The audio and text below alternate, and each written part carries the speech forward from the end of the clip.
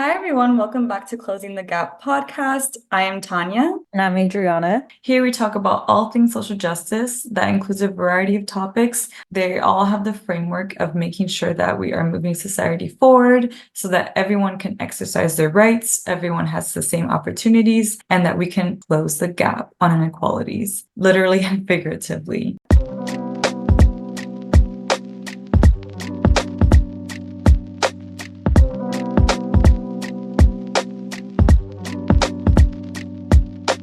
And today we have a very special guest. I am really excited to introduce this guest because I met her a few years ago virtually. We've only met virtually, so hopefully one day we'll meet in person. And I believe she's our first person from living in Latin America that we have on the podcast. Of course, Adriana and I are Latinas, but we live in the US. We're from the diaspora. So this episode, I think, is really hitting home for me because we want to feature people that are living in Latin America. It's a different perspective than the diaspora. So I really am excited to welcome Carol Viana, and she lives in Brazil. Her work touches on a lot of different topics that we have talked about and touched on, but I'm really excited today we get to dive deep on climate, on how that relates to climate justice and how that relates to our living conditions and just how people are going about their days and how climate comes into that. And also the solutions, like what does that look like for people, especially in rural communities where Carol works, and for people who are really impacted by policies, international policies from the US and Europe. So very excited to have you here today, Carol. Thank you so much for joining us.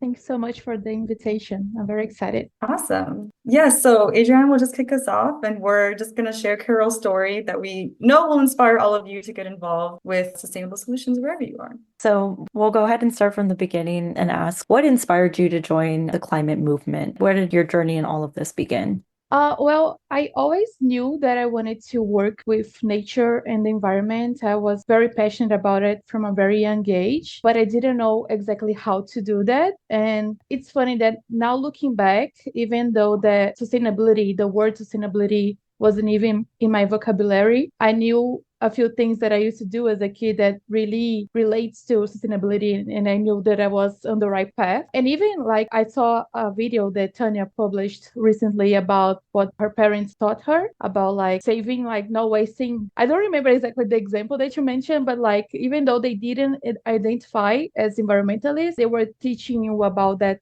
kind of stuff. And the same goes for me. I could really relate to that because me and my brother would always hear, like growing up, turn on the light when you're leaving a room, or turn off the faucet when you're brushing your teeth. Only put on your plate the food that you're gonna eat. Like don't waste any food. Or maybe if you're done with, like you're not using your clothes or your shoes or your toys anymore, don't throw them away. You can donate it. And my parents are not environmentalists as well. And the lessons were more about like saving money or maybe helping others. But it all relates to sustainability. So I realized, I was looking back a few days ago, revisiting that part of my life. And I realized that a lot growing up did connect with sustainability. So I knew I wanted to work with that, work with nature. I didn't know how. So I went to college and studied environmental engineering, but I still didn't know, like for a job specifically, what I would do until I took a class about carbon markets. And it completely changed my mind and the way that I viewed the climate space and the sustainability space. Because I remember growing up in school, we would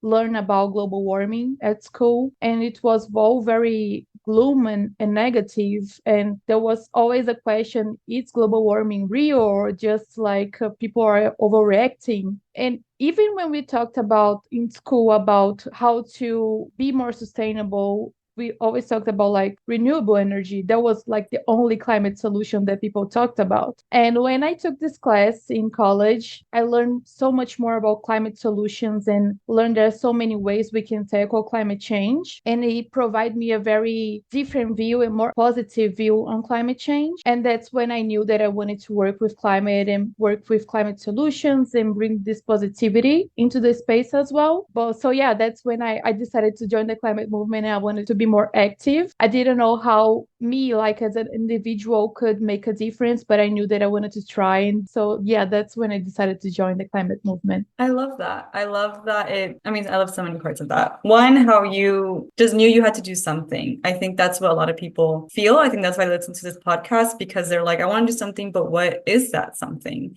And like you mentioned, it looks different for everyone. Like you maybe started one way, but then that one class took you a different way than you expected. And so that's just kind of how it goes. As we learn more and more, we kind of find our space. So I love that your story shows that, and shows that anyone can just find their way as long as they're curious, right? Like you seemed like you were very open to learning more and wanting to learn more. And I think that enthusiasm eventually led you to where you are today, which is in a lot of places. I didn't really mention this in the beginning, and I should have. So you are involved with the United Nations, huge, very, very huge. You're also involved with the Rainforest Alliance, also very huge. And so you're involved with these huge organizations making big differences all over the world. So if you can talk a little bit more about how you ended up there.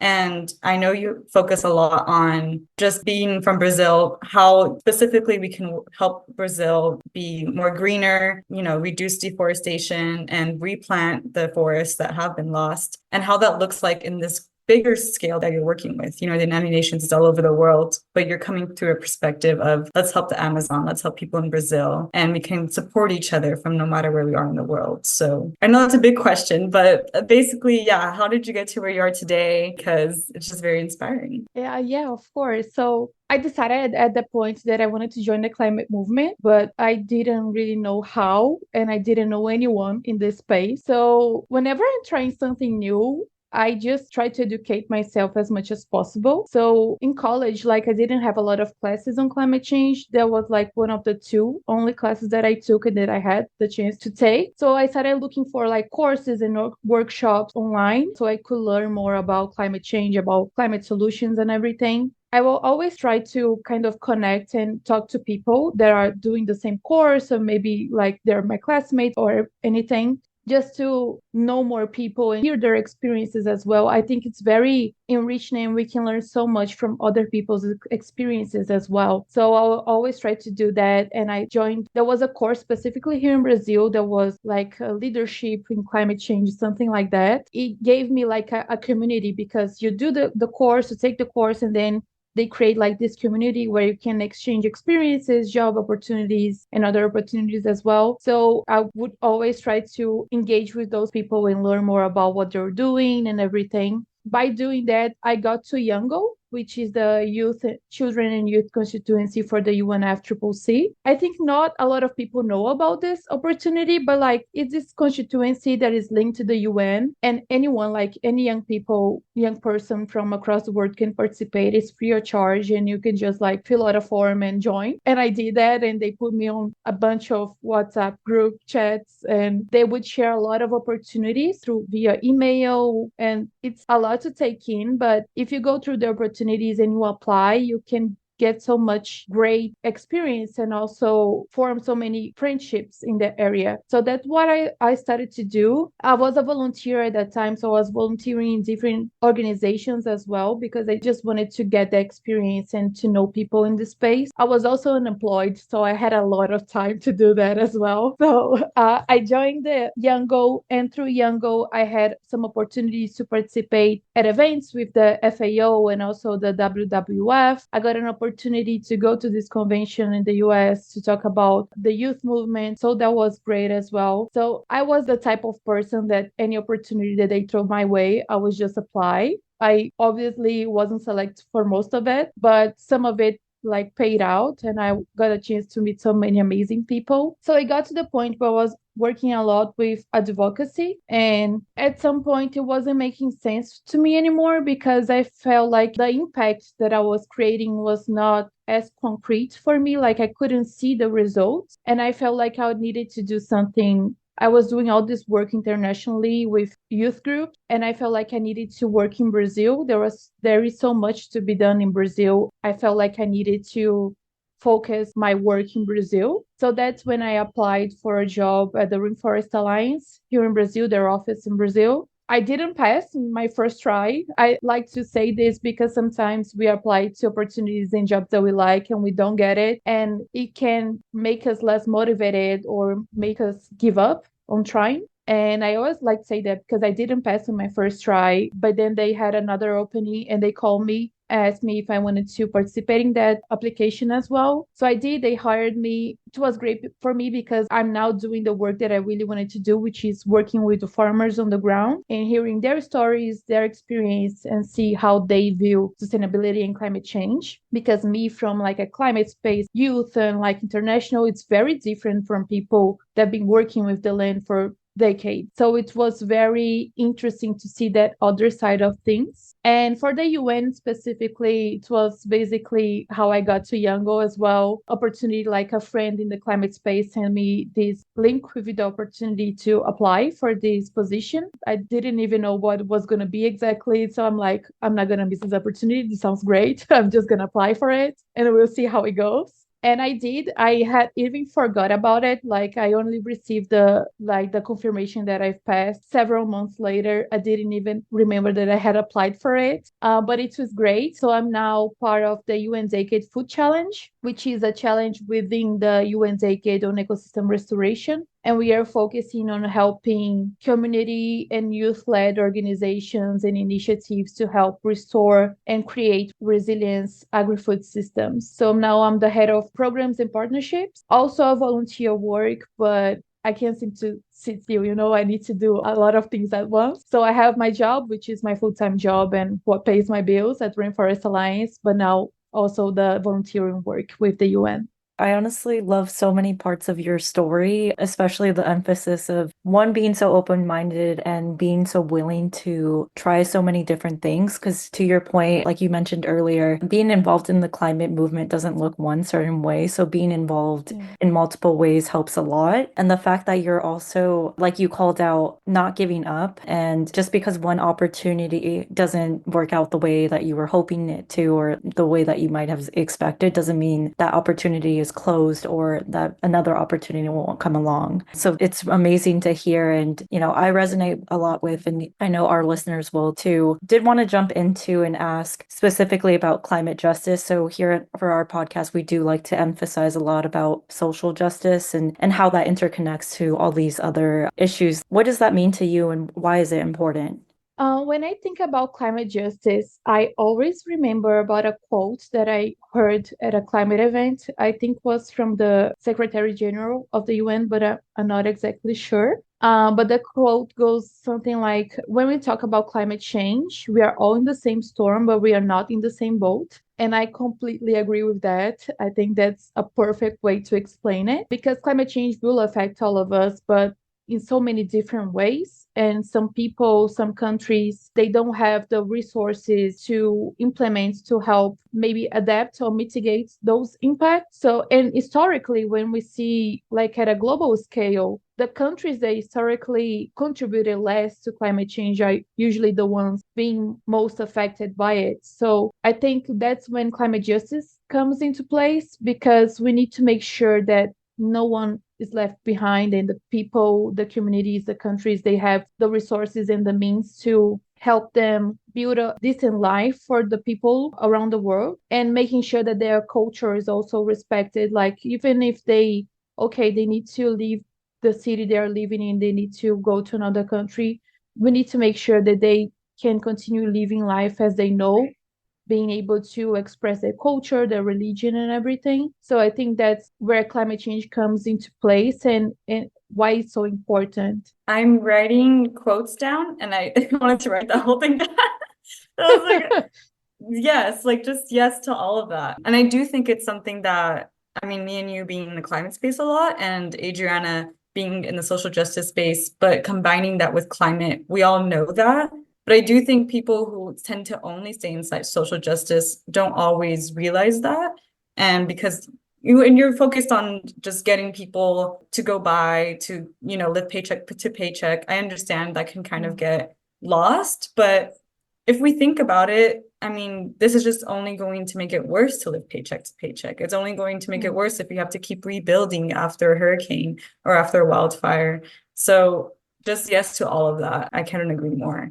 I also think climate justice is about, so one, people having the resources, like you said, to be able to adapt, and also knowing that they need that in the first place. I think one part of it is people think, I'm not in that area close to the coast, or I'm not in that area in the middle of the forest, so I'm fine.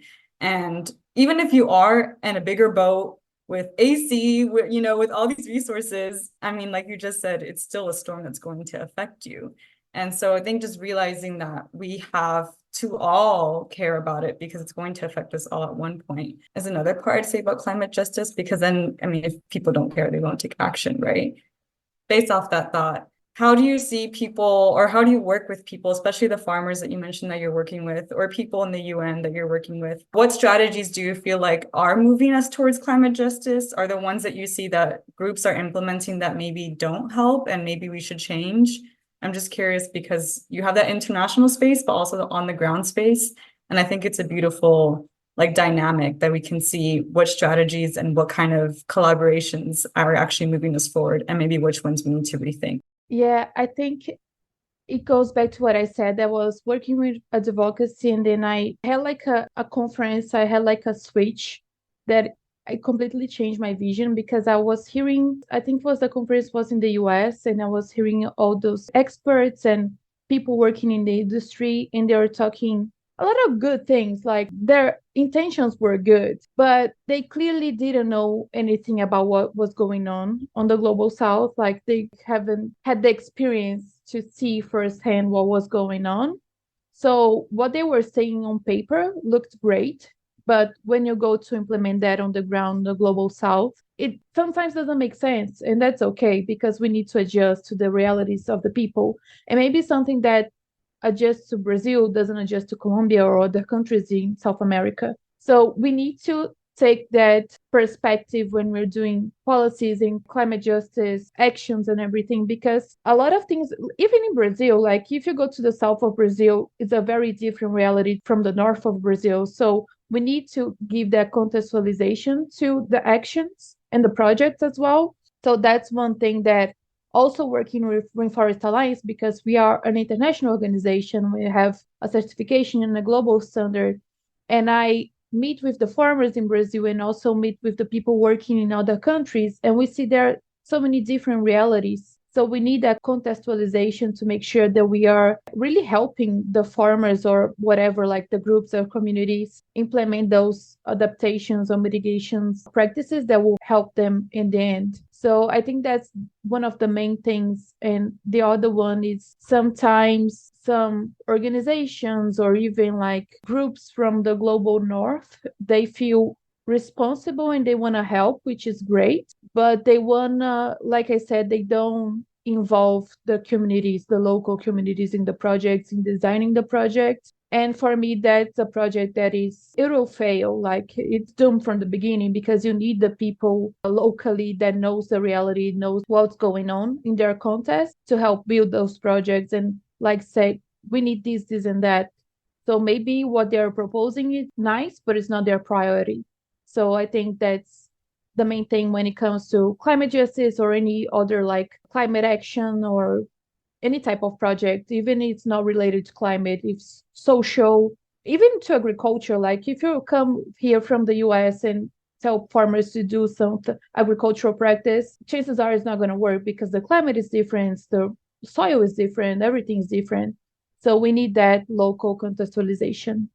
I'll just emphasize that really quick and then pass it to Adriana because I completely agree. And I, like you said, just because the intention is there, if the way you go about it isn't with the people in mind, then honestly, the intention kind of gets lost. And I think it's also because if you think about who cares the most about that land in that particular area, that river, that ocean, whatever's in that area, whatever ecosystems are in the area, it's the people who live next to it every day, who have to breathe in that air, who have to drink from that river, who have to feed themselves with that soil. And so it just makes sense that people in that area will want to take care of that once they know how. I know sometimes people do horrible agricultural practices, but don't necessarily realize that's what they're doing because that's what they're taught, and that's a bit separate. But once they know how to take care of the land, people will. I mean, they want to take care of what they're relying on. And we see all the time, we see so many wars right now. If you think about who is committing the wars, or who is committing the horrible agricultural acts that are destroying the soil, it's usually countries that come in and don't care about that land. Because if they cared, they would take care of it. So I just really wanted to emphasize that. And we know what we need most, right? Like I know what I need more than anyone else. So do you, you know, for your community in Brazil, Adrian knows for community in New York. Like we all know what we need most because we're living it every day. And so it just makes sense to do that. But I do think it's something that gets lost a lot in the international policy sphere. So just wanted to thank you for saying that. No, yeah, I think really the biggest way to sum it all up to, and at least in this point, is just really the emphasis to that one size does not fit all. It's so easy to come together and have these great ideas, but being able to pivot and be open-minded is super important. Once we get people who are a little bit more understanding in that sense, things will change for the better. It obviously takes time and conversations, but that's exactly why we're having this conversation now, and we're happy to raise the awareness. To kind of build on more of climate justice, there are a lot of issues that are going on within that umbrella. What would you say would be the most pressing, and what isn't getting enough attention that you believe should be? I think the most daunting part about climate change is because all of the issues are pressing, like they're all important and there are so many of them happening at once. But I also always try to remember that there is a lot of climate solutions as well, and people working with climate justice and tackling the problems in different ways. But with that said, I think for me specifically, I think would be climate migration. I don't think it gets a lot of attention. I don't know if it's because like in my climate bubble with my climate friends and we talk about the same thing. Or maybe it's because I'm in Brazil and we haven't seen a lot of problem with climate migration. But I learned about it and I studied briefly about it in a course that I took a few years back. And ever since, I haven't heard much about it. There's one or two headlines on the news, but besides from that, I don't see people talking much about it. And yeah, I do think there's something that it is happening right now, and we need to draw more attention to it. I agree. I don't think it's because you're in a bubble. I think well, being from the US, one reason I think it's because people don't want to talk about migration anymore. And a lot of people coming here just because they can and they should be able to. Now there's a whole other reason why a lot of people are coming. So before, people were coming to flee their country because of safety reasons, if they didn't agree with the government, or just because we put out this American dream and people want to come and find work. And those are all valid. But now there's a whole other reason of now they have to because their home is flooded. Now they have to because their home burned to the ground from a wildfire. Like now climate is changing everything, or their land is completely degraded and they can't grow their own food. And so they're like, well, where am I going to go? Maybe the closest country that seems like it won't be as impacted is the US because we are part of the global north. So I think it is just that one, people, at least here in the US, I think they don't want to talk about it because they don't want to admit that it's going to just increase what we call the migration crisis, which is really just people that should be able to come in if they want. And yeah, and especially politicians. I mean, migration has been a controversial topic here in the US for, I don't know, decades, like ever since they've been passing really controversial policy. And so being from the global north, I think a lot of countries that are like here and in Europe, they know that climate migration is going to affect us mostly, rightfully so, because as you mentioned earlier, we are part of the countries that contributed the most to climate change. So of course, people should have the opportunity to come here if they're countries that didn't contribute as much to climate change are more affected. But I do agree with what you said earlier, that it includes with that policy, climate migration policy, it includes making sure people can come here and live decent lives and not feel like, one, like they're not welcomed, or two, like there's no resources for them. This idea that, oh, well, there's just not enough space or there's just not enough resources. It's just not true because I mean, we have so many resources, and it's more true that there are people that are rich are taking them than people who are just coming in looking for work. So yeah, I love that we touched on that. And I think it makes sense, especially because you're from Latin America and a lot of Latin Americans are coming here. If I could add to, the fact that we don't, especially within the US, we tend to avoid talking about this. And if we continue to not make it more of a pressing issue, people who aren't within these spaces aren't going to understand, to your point, why so many people are migrating. It's not just a singular issue. I mean, we're even experiencing it here in the US. We literally just had Hurricane Milton, and that flooded so many homes, affected so many people. And quite frankly, I don't feel like it even got enough attention within the whole nation. And yeah, we really do need to start having more of these conversations to understand the reasons behind why and not just be scared of a topic. So really glad that we are touching on this. Yeah, I'm sure there's so much more we can say about that. And like you just mentioned, it's not even just from one country to the next, it's within the same country. But like Carol mentioned, just because you move from the south of Brazil to north of Brazil doesn't mean you know the area right away. It can be a completely different culture. And here in the US, I mean, we speak different languages depending where you are. You know, if you're coming to a town that's mostly immigrant based, you'll probably come across other languages that you may not know. So all of that comes into play. It's definitely not just international borders, but the communities that we live right by that we don't really mix with. I think it's just one more reason that we should make sure we really center equity, inclusion, and diversity in everything that we do, because we're going to keep coming across each other more and more. And that's exciting. We can learn from each other more and more from different cultures. So as tragic as climate migration can be, we can make it something powerful if we really have that intention. I think those are all our questions. But Carol, I don't know if you want to touch on anything else. We're just very honored to be able to talk to you, to be able to see your story. Even though I've known you for a few years, I don't think I knew that beginning part of your story. So it was really nice to hear about your journey, where it all started and where it led. But yeah, is there anything else that you just want to touch on, or any organizations that you want to plug in, whatever you want to leave our listeners with? Yeah, thank you so much. It was great talking to you. No, I think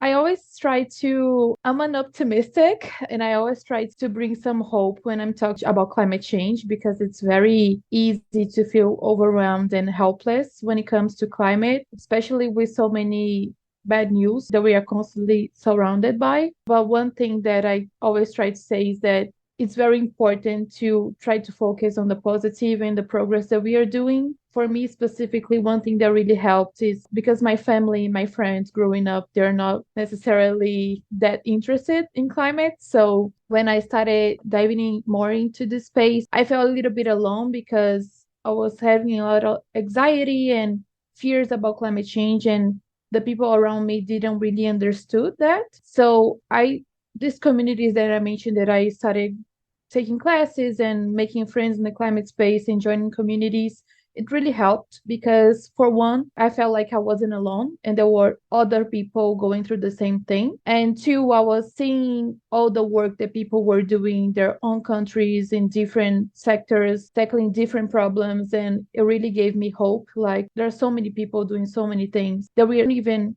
know about. So it gives me a little bit of hope. So I think we need that in the climate space. Honestly, I can't stress enough how relatable your story is. And even with this last point, it just feels like it's a lot of what we're all feeling. Even the anxiety that you mentioned, I've felt it too. And I barely am getting into more of the social and climate space. And I just I want to say thank you for joining us and sharing your story, because it's just beyond relatable. And I agree. I think we do need more positivity in all of our conversations when tackling any social issue, including climate change and climate justice, because there's a path forward. We just need to keep that in mind. As long as we try our best and we do everything that we can, there will be positive change that is brought about. We just need to put that work behind it. Exactly. And I think sharing stories of people who are doing that work is one of our ways of motivating other people, of bringing in that hope more and more, because like you said, a lot of people like you are doing great work, but they don't know about it. And so we just hope to share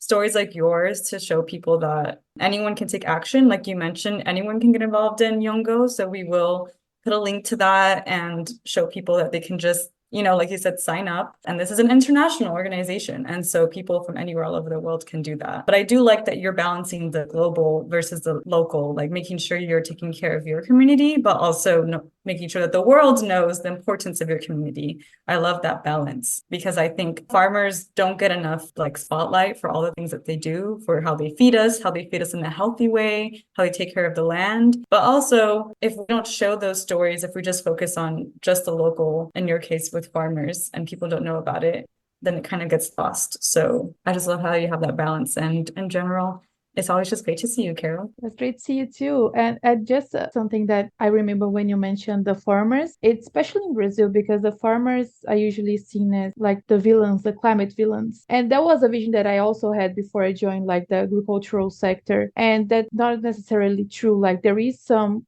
farmers doing wrong things and contributing to deforestation and land grabbing, but that's such a small percentage of the farmers. And most of them are doing such an amazing work with protecting the land, conservation for natural ecosystems, and growing healthy food. So yeah, I agree with you. They need more spotlight. We need to recognize the work that they are doing as well. I love that. Yeah. If our listeners don't know, I actually work for an organization that also works with farmers, and we emphasize that a lot, that we don't necessarily work with farmers because we're trying to change who they are. It's usually just because they learn a way that is usually, yeah, cutting down trees to create farmland and then spreading chemicals to produce food. But that's what they know, and that's what their parents taught them, and their grandparents taught their parents.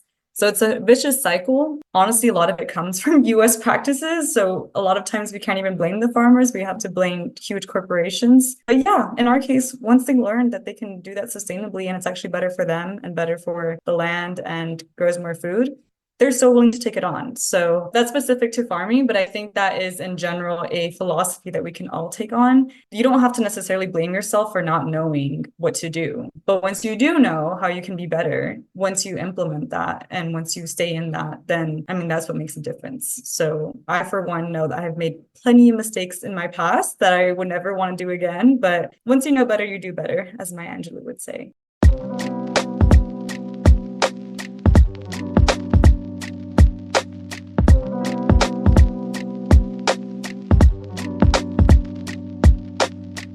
Thank you so much for listening to this episode of Closing the Gap, a social justice podcast. Adriana and I are so happy to have you here, and we hope to see you on the next episode. Until then, connect with us on TikTok or Instagram at Closing the Gap Pod, or email us at closingthegappod@gmail.com. We'll see you next time.